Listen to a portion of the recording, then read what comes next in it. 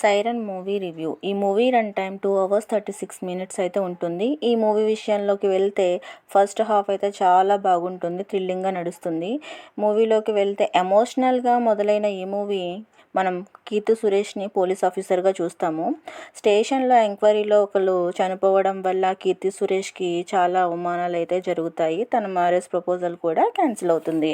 Hero విషయానికి వస్తే 14 సంవత్సరాలుగా జైల్లో ఉండి రిలీజ్ అయ్యి బయటకు వస్తాడు. అతనికి ఒక కూతురు కూడా ఉంటుంది. వారి తండ్రి ఒక హంతుడు అవ్వడంతో మాట్లాడడానికి ఇష్టపడదు, ఇంట్లో నుంచి వెళ్ళిపోతుంది. ఈ క్రమంలోనే కొన్ని రాజకీయ హత్యలు జరుగుతాయి. ఈ హత్యలు కూడా హీరో విశాల్ చేశాడు అని తన కూతురు చూస్తుండగానే కీర్తి సురేష్ అరెస్ట్ చేస్తుంది.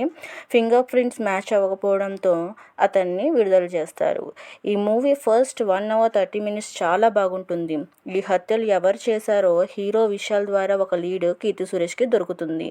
ఈ ఎంక్వైరీ మొదలైన అప్పటి నుంచి హీరో విశాల్ లవ్ స్టోరీ, అతను అంబులెన్స్ డ్రైవర్గా చాలామంది ప్రాణాలు కాపాడడము, తను చెయ్యని హత్య వల్ల తన శిక్షణ అనుభవించడము, ఇవన్నీ చూస్తాము. ఈ మూవీ అయితే మీరు కంపల్సరీగా ఫ్యామిలీతో కలిసి చూడండి, ఎంజాయ్ చేయండి. ఈ మూవీ రివ్యూ 3 out of 5 అయితే నేను ఇస్తున్నాను.